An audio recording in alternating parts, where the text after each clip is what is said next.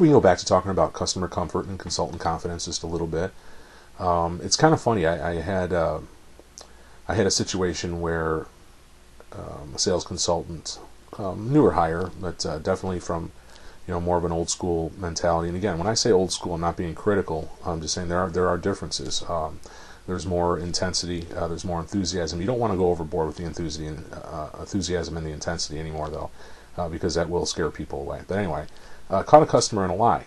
Now you've got to be really careful about that, because we talk about what loses car deals for us and the trade-in. Well, no, not really. The price of our vehicle, financing, what have you. They didn't like us, whatever. There's a lot of different things that we don't have control over, or we don't know that we have control over. But what can cost you a car deal? Catching a customer in a lie is a really tough situation. You don't really want to do it, because if you do and they know it, then they lose face. Just like if they start acting like a big boob out there and running their mouths and going off half-cocked, they're going to lose face, and they're not going to come back. They'll pay more money at another store for a car they don't want, just so they don't have to come back and face you after being an ass. I mean, that's just how it is. And there's nothing you did to create that situation. They did it all themselves. In fact, I'll tell you what, when I'm going in to talk to a customer, and whether I'm going in for the close or a warm fuzzy or B-back dust or whatever you might have, I'm worried about that, because if they come off, I have to calm them down right away and make them feel very, very good about themselves, or I know I won't see them again. And these are the little nuances. These are the things that we have to be aware of, because it's the little things that cost us car deals. And again, a lot of times we can't help it, because that's how the people are trained. They're set up. They come in this way. We're the first dealership, blah, blah, blah. They lose face. We're done.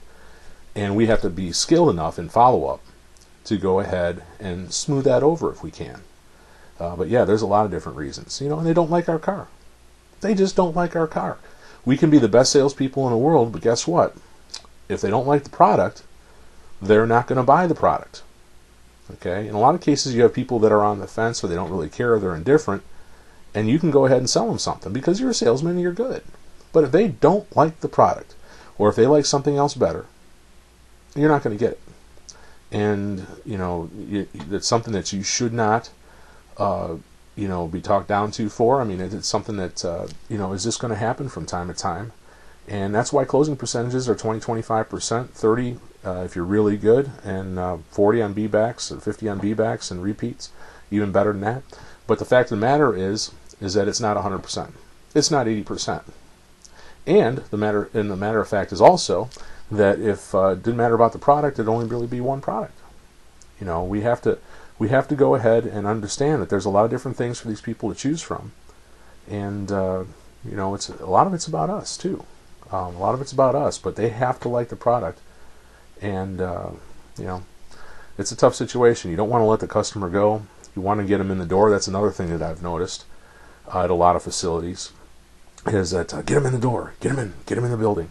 Well, what are we going to do there once they're in the building if they're not interested in coming in the building? Okay, we can get us some competitive comparisons. Sorry about that. We can do a lot of different things with them, but keeping a customer past the time when they want to leave is, in essence, counterproductive.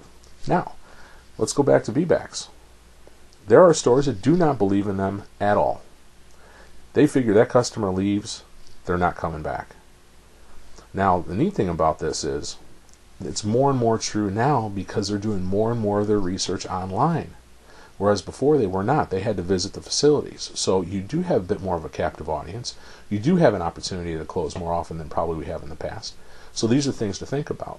But again, you have to understand that our job is also to shorten that shopping list. Shorten the shopping list. Number one, get on it, whether it be advertising or, again, repeat or referral business, and that's gone over and beyond the walk around as well. But get on the shopping list, and then if they come to your store, whether you're the first or whatever, reduce the shopping list or eliminate it. And that's how you sell cars, basically. We don't need to shop anymore. We love you. We love your product. We love the value. Let's just sign up. We're ready to go.